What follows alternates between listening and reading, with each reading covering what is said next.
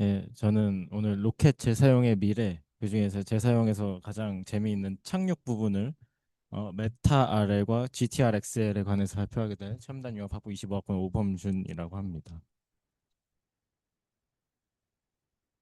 제가 이거를 고르게 된 계기는 제가 뭐 이걸 연구하거나 혹시 깊게 관여하거나 그런 건 아니고요. 그냥 제가 좋아하는 분야가 이쪽이라 취미 생활 겸 한번 준비해 봤습니다.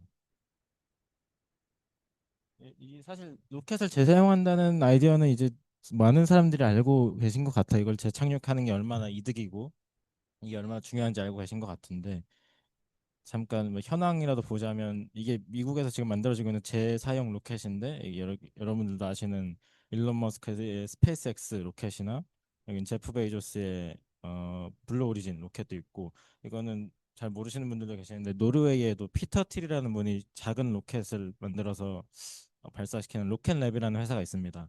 최근에 주가가 굉장히 올랐는데 그런 회사도 있고 예, 이런 로켓들이 있습니다. 사실 한국에도 이런 게 있으면 참 좋겠는데 아쉽습니다.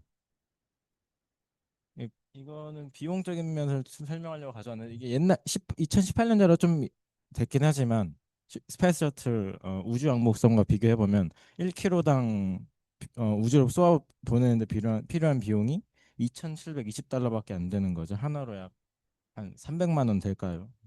굉장히 싼 가격에 우주로 쏘아 보낼 수 있기 때문에 이런 로켓 재사용이 선택이 아닌 필수다라고 볼 수가 있을 것 같습니다. 제가 굉장히 멋있는 글씨체를 썼는데 다 깨졌네요, 이게. 안타깝습니다. 차례를 보면 저희가 이제 로켓 착륙이라는 게 도대체 어떤 문제인지 구체적으로 정리를 한 다음에 지금까지는 어떻게 해결을 해왔는가 보고 그 다음으로 저희 메인 이벤트인 강어 학습을 활용한 VTVL. VTVL은 Vertical Takeoff, Vertical Landing 수직 이착륙을 의미하는데 이걸 강어 학습과 AI를 활용해서 어떻게 하는가 알아보기 위해서 이론적 배경을 잠깐 설명한 뒤에 메타 RL과 GTR 엑셀 설명해 드리도록 하겠습니다. 이것의 이 내용의 기반은 제 논문을 하나 참고했는데 자코포 카라돌이라는 분의 석사 논문에서 가져왔습니다. 이분은 여러분들도 잘 아시는 네덜란드의 TU 델프트에서 석사를 졸업을 하셨고 지금은 유럽 항공우주국에서 화성 착륙선을 개발하는 일을 하시고 계시다고 합니다. 그러니까 이 기술에 대한 신뢰가 좀 생기죠. 그럼 마지막으로 3번으로 현실에서 이걸 어떻게 적용할 수 있을지 알아보도록 하면서 끝내보겠습니다. 먼저 문제를 정의해 보자면 사실 로켓 착륙이라는 건 저희가 1960년대부터 해왔죠. 1969년에 이제 아폴로 11호가 발사를 했고 그때 이글호라는 착륙선이 달에 착륙을 했습니다. 하지만 지금 우리가 보는 문제는 이런 문제에 가깝죠. 최소한의 연료로 오차를 1m 이내 이런 발사대에 착륙하려면 오차가 1m도 되면 안 되거든요. 그럼 오차를 줄이고 3차원 관소 물체를 목표 위치로 이동시킨다. 지구에서 저게 중요합니다. 지구에서 일어나기 때문에 이 모든 문제가 발생을 한 것이라고 생각을 해요. 이것을 하기 위한 제어 가능 요소는 엔진의 추력, 색이죠. 그리고 엔진의 추력 방향, 그리고 날개 핀 방향 이 정도인데 변수가 너무나도 많습니다. 먼저 로켓은 병진 운동과 회전 운동을 동시에 하고요. 연료를 소모하면서 로켓 자체의 질량이 변합니다. 그리고 또 그에 따라서 무게 중심도 변하고요. 그리고 이 대기권이 해발 0km에서 100km까지 이제 왔다 갔다 해야 되는데 공기의 온도와 밀도도 다르고 당연히 바람 불면서 비선형적인 외력도 발생하고 또 지구가 돌면서 코리올리 힘이라고 하죠. 그런 힘과 더불어서 이런 이들 측정하는 센서와 GPS 오차 등등 변수가 너무나도 많습니다.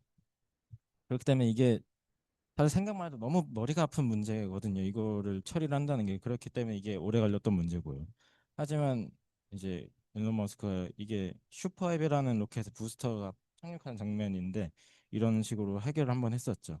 이게 어떤 식으로 이루어지고 있는지는 사실 기업 기밀이기 때문에 크게 알려진 건 없습니다. 그냥 기술적 기반 정도만 알 수가 있는데 먼저 아까 제가 말씀드린 여러 가지 변수들을 해결하는 문제는 비볼록 함수라는 것의 최적화 문제로 귀결된다고 합니다. 여기 있는 게 비볼록 함수인데 사실 제 생각에는 이것도 볼록하잖아요. 올록볼록 문제가 맞지 않나 싶은데 비볼록 문제라고 하더라고요. 그래서 어쨌든 이런 비볼록 문제는 미분하기도 어렵고 최적화 로컬 미니멈 로컬 맥시멈 문제도 있기 때문에 풀기가 어렵습니다. 그래서 이걸 이렇게 볼록화 문제로 선 볼록 함수를 근사한 다음에 풀게 되는데 두 가지로 나뉩니다. 가이디언스 부분과 컨트롤 부분으로 나뉘는데 가이디언스는 길을 찾는 거고요. 컨트롤은 그 길에 맞춰서 로켓을 움직이는 겁니다. 가이디언스 부분이 이 선형 이 볼록화 근사 문제를 푸는 건데 SCVX라는 기술을 한번 보면 이런 비볼록 문제를 매우 작게 쪼갠 다음에 볼록 문제를 바꾸어서 이렇게 근사적으로 푸는 방식이고 또 컨트롤에서는 LQL이라고 이거를 또 경로를 만들었으니까 거기에 맞춰서 로켓을 계속 엔진이나 날개 방향 이런 걸 조정을 해서 선형화된 문제를 푸는 그런 것으로 바꿔서 푸는 기술 사용된다고 합니다. 그래서 이 정도까지가 지금 현재 해결 현황인데 보시면 아시겠지만 이걸 근사한다는 것부터가 사실 너무 복잡한 문제입니다. 설계하고 계산하고 검증하는 부담이 너무나도 커요. 예, 너무 어려워 보이죠. 그렇기 때문에 이게 이런 문제점을 갖고 있는데 이제 AI의 시대 아니겠습니까?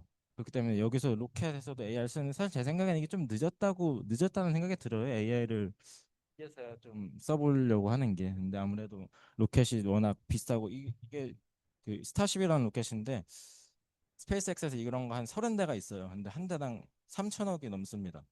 이런 큰 비용이 들어가는 사업에 불확실한 AI를 쓰는 게 아무래도 힘들지 않았나 싶습니다.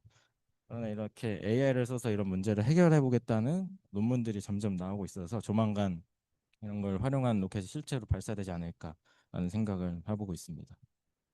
근데 이론적 배경으로 저희 두 가지만 간단하게 볼 건데요. 수식은 안 나올 겁니다. 수식보다도 그냥 추상적으로 왜 이걸 썼고 이걸 어떻게 활용하는지만 간단하게 알아보도록 하겠습니다. 먼저 강화 학습에 대해서 알아볼 건데요. 정의를 읽어보자면 에이전트가 환경과 상호작용하며 상태를 관측하고 행동을 선택한 뒤 그 결과로 받은 새로운 상태와 보성을 바탕으로 더 다른 전략을 학습하는 방법.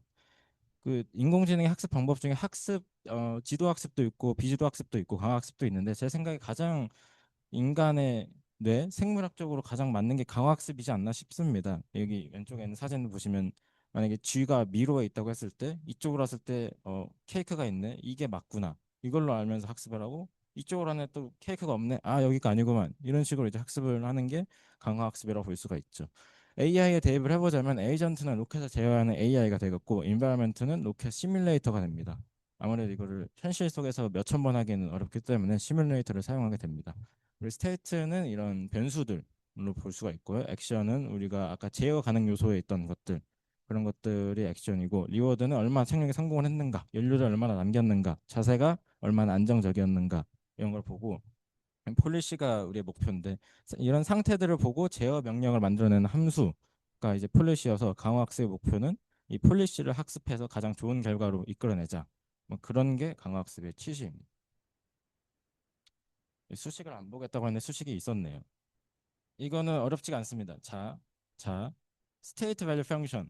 이게 왜 나왔냐면 그러니까 강화학습이 어떤 것이 좋고 어떤 것이 나쁜지를 수학적으로 어떻게 판단하는지를 설명해 드리려고 가져온 건데 간단하게 보면은 상황이 S일 때 G는 보상입니다. 상황이 S일 때의 보상의 기대값이 스테이트 밸류 펑션으로 나오고요. 상황이 S인데 A라는 행동을 했을 때의 기대값이 보상의 기대값이 액션 밸류 펑션이 됩니다. 그리고 이 두 개의 차가 어드밴티지로 나오는데 이걸 해석을 해보자면 이게 만약 어드밴티지가 양수라면 S라는 상황에서 A라는 행동을 하면은 보상이 좀 커진다라고 볼 수 있고요.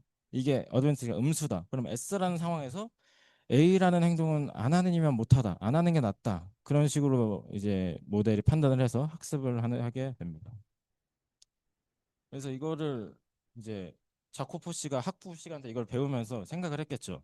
이게 로켓 착륙이 매 순간의 위치와 속도, 자세를 바탕으로 추력과 엔진 방향을 결정해야 하는 순차적 의사결정 문제이기 때문에 또 게다가 이 상황에 대한 정답 값을 일일이 지정할 수 없기 때문에 지도 학습이 안 되거든요. 그래서 당연히 비지도 학습도 안 되고요. 그렇기 때문에 강화 학습과 잘 맞겠구나라는 생각을 하셨겠죠. 공부를 하면서. 예, 여기까지가 광학수고 트랜스포머는 더 간단하게 볼 겁니다. 정의도 한번 보면 일단 현재 판단의 관련성이 큰 과거 정보를 직접 반영해 긴 시간 동안 누적된 데이터 중에 필요한 것을 선택해 활용하기 좋은 신경망 구형 모델. 어텐션이라는 개념이 여기서 가장 중요하게 활용되는데 이게 트랜스포머의 핵심이라고 볼 수 있겠죠. 여러 입력 중에 현재 판단에 중요한 정보에 가중치를 주는 방식. 어텐션은 이 QKV로 나타나 있는데 이거 수식을 이해할 필요는 없고요. Q는 쿼리, K는 키, V는 밸류인데 Q가 현재 찾고 싶은 정보. 예를 들어서 로켓이 기울어졌다고 해봅시다. 로켓이 왜 기울어졌을까? 이게 쿼리고요. 키는 우리가 그 전까지 모았던 데이터들 전부를 생각을 했을 때 여기 Q와 K가 이제 곱해지고 막 뭐가 있죠. 이런 식으로 계산을 하면은 쿼리에 맞는 키의 값이 커집니다. 우리 로켓이 왜 길어졌을까에 대한 근원이 되는 값들, 예를 들어 바람이 언제 쐈었다, 엔진이 언제 잘못 돌아갔었다, 이런 것이 가중치 값으로서 커집니다. 그러고 나서 우리가 진짜로 쓸 정보인 V, 밸류에 다시 곱해주면은 가중치만큼 그 밸류에서 크기가 변화하겠죠. 그래서 그 밸류에서 크기가 큰 것들이 바로 우리가 원했던 문제, 로켓이 왜 기울어졌는가에 대한 답이라고 볼 수가 있습니다. 그래서 이걸 또 이제 자코브 씨가 공부를 하면서 생각을 했겠죠. 로켓 착륙에서는 이전 바람 방향이나 핀 방향, 자세 변화가 현재 운동에 누적되기 때문에 현재 상태뿐만 아니라 과거 상태의 흐름이 필요합니다.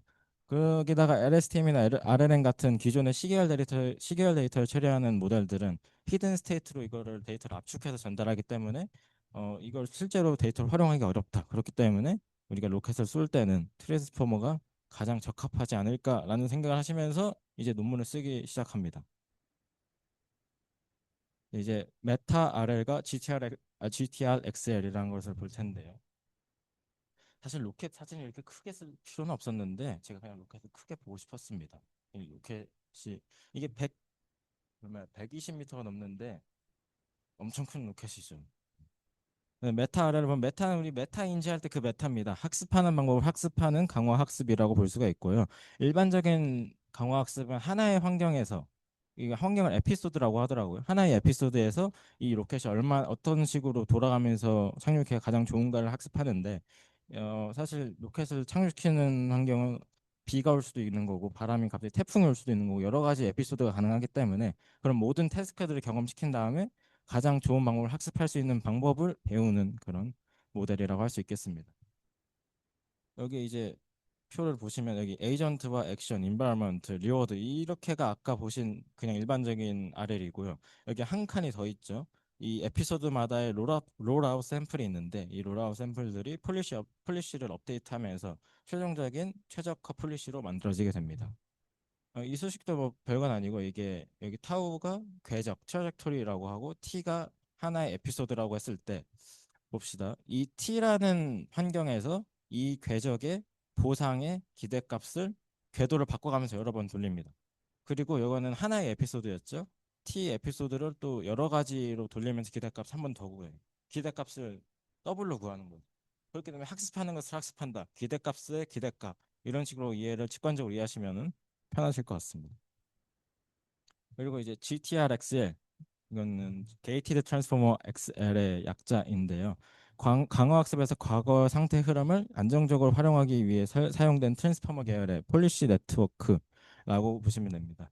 트랜스포머 XL이라는 것은 트랜스포머의 메모리 구조가 붙어 있는 건데 거기에 게이트라는 걸 하나 추가한 겁니다. 아까 어텐션이 저희 현재 판단에 중요한 과거 정보를 선택적으로 반영하는 그런 기술이라고 저희가 알게 되었는데 그래서 메모리는 이전 시퀀스의 정보를 유지하는 거 그리고 게이팅은 새 정보와 기존 정보를 안정적으로 섞어 학습 안정성을 향상한다. 이런 건데 사실 트랜스포머 자체가 이전 정보를 활용하긴 합니다. 이전 시퀀스를 활용하는데 이 강화학습이라는 것 자체가 초기에는 어, 모델이 아는 게 없기 때문에 랜덤하게 그 지식이 섞일 가능성이 큽니다. 그러면은 당연히 좋은 결과값으로 이어지기 힘들겠죠. 그 상황에서 이전 시퀀스와 지금의 시퀀스를 이 게이트를 통해서 네.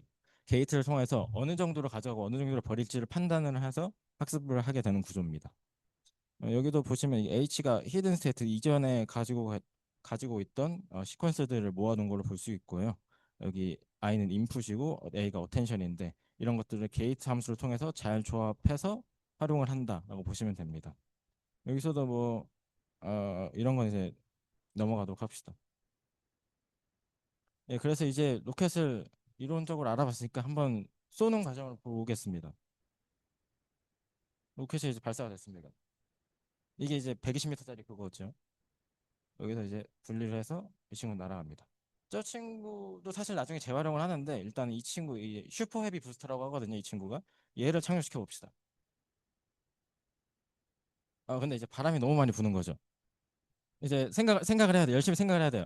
바람이 불고 공기 밀도도 다르고 연료도 줄고 아주 변수가 장난 아니게 많습니다. 이 상황에서 우리는 메타 아래를 배웠죠. 그것을 통해 학습된 AI가 이 로켓이 어디에 있고 어떻게 움직이고 있고 다음엔 어떤 행동을 해야 착륙을 할지 결정을 하게 됩니다. 하지만 이 움직임이라는 게 이전 행동의 모두 누적된 결과이기 때문에 우리 아까 방금 배웠던 GTRX를 통해서 현재 상태뿐만 아니라 이전 상태의 제어 흐름 입력까지 보고 지금 어떤 정보를 중요한지 판단해서 그걸 다시 메타 RL에 집어넣어서 이게 모델이 가동되게 됩니다. 그래서 이런 과정을 거치면은 자쿠보 씨는 생각을 했겠죠. 이런 과정을 거치면 성공할 것이다. 그래서 이게 로켓이 바로 착륙을 이대로 하게 되는 거예요. 그러면 이제 일론 머스크가 기뻐하겠죠. 이게 300일동이거든요. 이게 슈퍼헤비 부스터가 71m짜리예요. 근데 찾아보니까 300일동이 딱 저 크기더라고요. 그래서 이 로켓을 착륙시키는 건 300일 동안 착륙시키는 건 똑같은 문제다라고 보시면 됩니다. 이거는 이거는 제가 만든 게 아니고요. 작년에 만우절 때 제가 에타를 봤는데 이렇게 글이 이렇게 있어요. 속보 300일 동안 날라감 이렇게 있는 거예요. 가서 날라가고 있더라고요. 근데 이 문제랑 똑같다는 거예요. 슈퍼헤비를 착륙시키는 게. 그래서 엄청 커다란 아파트만한 거를 착륙시키는 문제를 AI를 통해서 해볼 수 있다. 이런 게 이제 저희 취지이고요. 실제로도 논문 한번 봅시다. 장점은 매 순간 복잡한 최적화 문제를 푸는 대신에 학습된 폴리시가 로켓 상태를 보고 빠르게 제어 명령을 출력할 수 있으며 다양한 조건에서 강건하다. 로버스트라는 것의 번역이겠죠. 강건하다. 실제로도 논문에 의하면 이걸 착륙시키려면은 10Hz 0.1초 이내로 리프레시가 돼야 된다고 합니다.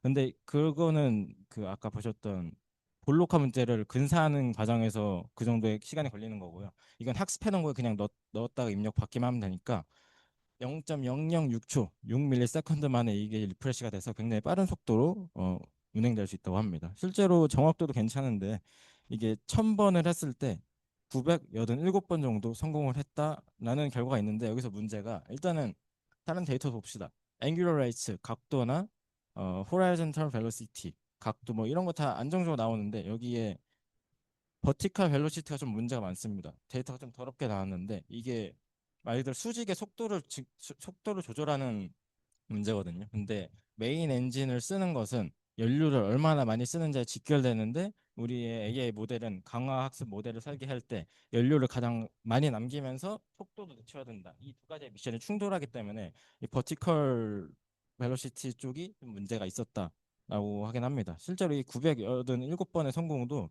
버티컬 벨로시티 문제를 무시했을 때의 성공입니다. 그래서 이런 부분에서 좀 문제점이 있지만 그럼에도 불구하고 다른 부분들은 괜찮게 나온 것으로 봐서 AI를 쓰는 것이 굉장히 빠르고 더 강건하게 사용할 수 있다라고 보실 수 있습니다. 단점도 있습니다. 강화학습 기반 제어가 리워드 설계에 모든 것이 달렸기 때문에 이거 잘못 설계하면은 로켓 터집니다. 그리고 또 AI가 블랙박스 문제를 뭐 흔하게 아시듯이 이게 왜 그랬는지를 모릅니다. 여러분들 생각해 보시면 자기 돈 3천억 내고 로켓을 발사를 시켰는데 그걸 조종하는 사람이 어떤 방식으로 조종하는지도 모른다. 이러면 좀 문제가 많겠죠. 그렇기 때문에 이게 아직 실용성이 좀 떨어지는 부분이 있습니다. 여기 있는 표를 보시면 아까보다 데이터가 굉장히 더러워졌는데 이거는 그 레이어를 556개에서 64개로 줄였을 때 그러니까 하이퍼 파라미터를 조금만 조정을 했는데 이렇게 난리가 난 겁니다. 이런 것을 봐서 리워드 설계를 열심히 해야 된다라는 걸 알 수가 있고 이건 좀 재밌는 단점인데 이게 이건 무시하시고 여기는 그래프들이 여기 있는 엔진의 각도를 얼마나 조정을 했는가, 핀이 얼마나 돌아갔는가 이런 것들 나타내는데 끝부분 보시면은 굉장히 미세하고 반복적으로 무한히 움직이는 걸 보실 수 있습니다. 이게 사실 시뮬레이션 상에는 저런 게 가능한데 실제 상황에서는 저 속도로 저렇게 많이 움직이는 게 불가능에 가까이 비현실적이죠. 그렇기 때문에 이런 시뮬레이션과 현실과의 차이 이런 문제들이 아직까지 남아 있다라고 보시면 됩니다. 네, 이렇게 일단 발표를 마치고요. 한번 이제 Q&A를 해보겠습니다. 예.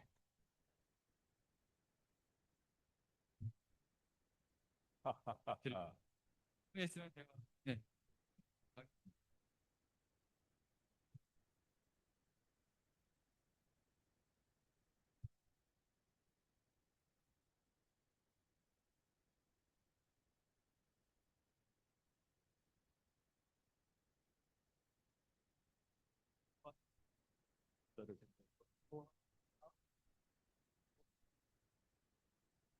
네, 논문 제목에서 보시면은 6DOF라는 게 있습니다. Degree of Freedom 자유도겠죠.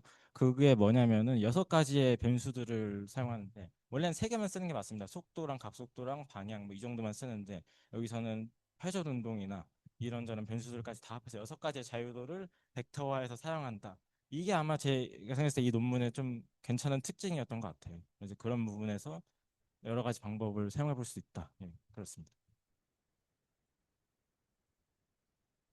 질문.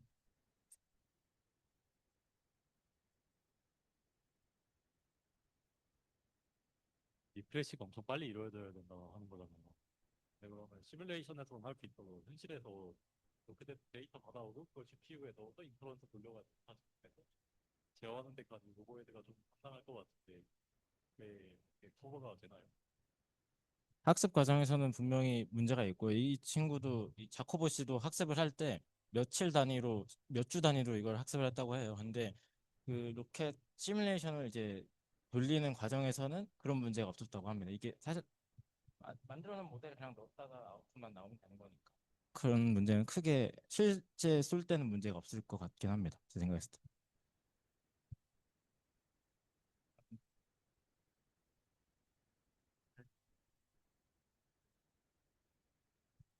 그래서 AI 를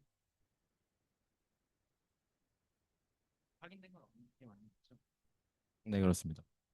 그 실제로 테슬라에서 아니 스페이스 X에서 이런 방식 또는 이런 방식 이상으로 뭔가 진행 중일 수도 있는데 외부로는 알려주지 않는 차. 지금 스페이스X가 착륙에 쓰는 기술로 알려진 것은 아까 그 컨벡 그 볼록 문제 있잖아요. 볼록 문제로 근사에서 푸는 기술로 쓰고 있다까지만 알려져 있습니다.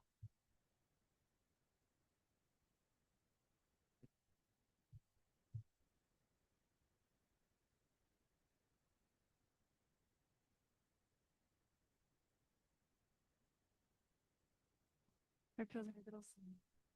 그 이거를 지구에 어쨌든 지구의 환경에서 적용할 수 있도록 학습을 시켜놓은 거잖아요. 그러면 이거를 그대로 적용해서 뭐 화성이라던가 다른 행성에도 적용을 할 수 있는지 아니면 거기에 있어서 우리가 파라미터를 적용을 해야 되는지.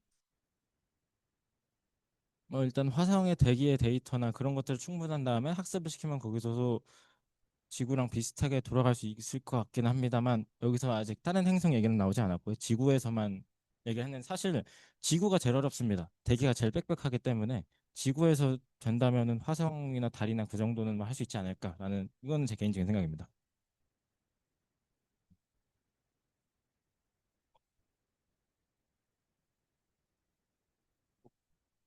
네, 제일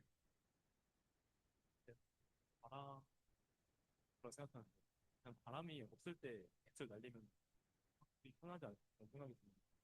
그 복사 같은 거 들어갈 때 실제로 그 바람이 없을 때 날리는 그런 게 물론 약간 태풍 불 때는 날리는 사람은 없겠죠. 근데 바람이라는 게 로켓을 쏘는 것은 항상 광활한 공간에서 해야 되거든요. 그런 곳에서 바람이 없는 거는 거의 비현실적이고 바람이 없다면은 사실 달에서 상륙시키는 거랑 비슷합니다. 예.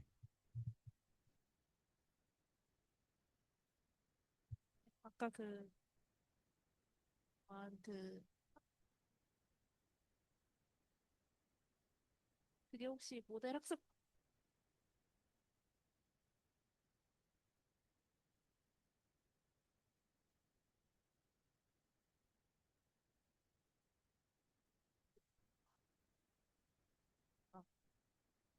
자코보 씨가 추론하기로는 이분도 아마 되게 속상하셨나 봐요. 이 부분만 지금 문제가 됐거든. 다른 건 다 성공을 했는데 그분께서 추론하시기로는 아까 제가 말씀드린 2가지의 미션에 충돌이 있었죠. 그것을 리워드 펑션으로 만들어내는 과정에서의 문제인데 그것을 잘 만들어낸다면은 사실 지금도 아까 컨벡션 그 볼록 함수로 근사하면서 하는 거는 잘 됐잖아요. 그렇기 때문에 분명히 뭐 방법은 있을 것 같다. 하지만 이분께서 말씀하시길 일단은 그런 면에서 강학습이 부족하다. 나 거기까지 하셨습니다. 감사합니다. 그 스페이스X가 그 기존의 AI 방식이 아니라 복잡한 그 계산을 통한 그 방식을 사용을 한다라고 알려져 있다고 했는데 그 스페이스X 그쪽 동네랑 연결된 많은 기업들에서는 사실 AI를 잘 사용하고 있잖아요. 근데 그 팀이 지금 AI를 늦게 도입한 게 뭐 연구를 하고 있는데 그게 어느 정도 성과가 아직 안 나와서 못 쓰고 있는 거라면 AI를 이용한 방식이 그 완성이 됐을 때 기존에 쓰던 방식보다 훨씬 좋아진다고 장담을 할 수 있는지가. 그러니까 이게 기술이 괜찮은데 안 쓰는 게 다시 한번 말씀해 주세요.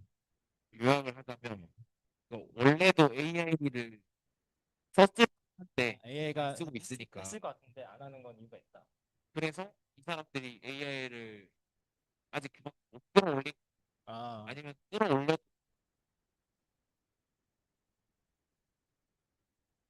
제가 이 로켓에 대해서도 꽤 오랫동안 이 취미가 로켓이라 좀 알아왔는데 제가 생각했을 때 이 기술적인 문제라기보다는 블랙박스 문제가 제일 큰 것 같습니다. 이게 조종을 분명히 잘 하는데 왜 이렇게 하는지 모르니까 이 돈을 대주시는 분들께 설명할 수도 없고 로켓은 항상 국가랑 관련해요. 의회에서도 예산이 내려오는데 그분들이 보시기에 이것을 이해를 할 수가 사실 엔지니어들도 이해를 못 합니다. 이게 왜 이런 식으로 착륙을 하는지. 그렇기 때문에 이게 아무리 확률이 높아도 좀 도입이 쉽지 않은 이유가 이것 때문이지 않을까 싶습니다. 제 생각엔.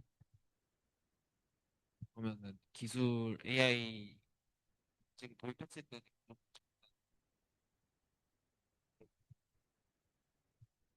저는 그렇게 생각합니다. 왜냐하면 이게 그 아까 로버스트라는 게 중요한데 그 볼록화를 하는 것도 근사적으로 하는 거잖아요. 기본적으로 근사는 항상 내재적인 문제를 갖고 있겠죠. 그 문제가 없다는 것에서 일단 저는 좋다고 보고요. 또 속도도 6ms면은 한 100분의 1배 정도 빠른 건데 그런 면에서 이것이 더 발전한다면 분명히 더 좋은 성과가 있지 않을까라고 생각을 합니다.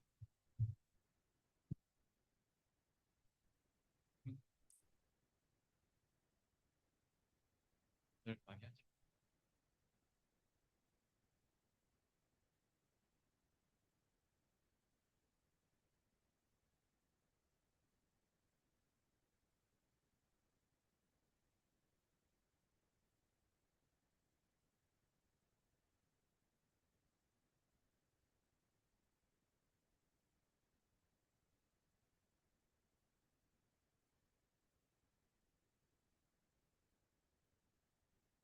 했는데요. 여기까지만이 기본적인 RL입니다. 근데 우리가 여기가 들어간 건데요. T가 하나의 에피소드고 PET가 다양한 에피소드의 분포라고 했을 때 원래는 여기까지만 하던 것을 T를 바꿔가면서 계속 학습을 한다. 이런 식으로 직관적으로 이해를 하시면 되고요.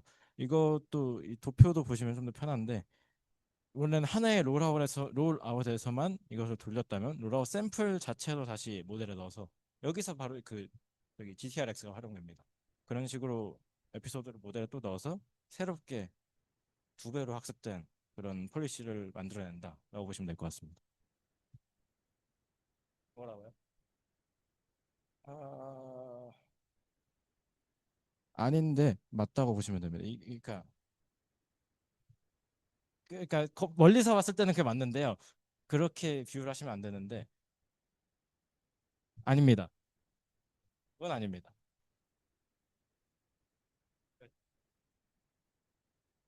상구나 자코보 씨의 논문을 하나 보여드릴까요? 재밌습니다.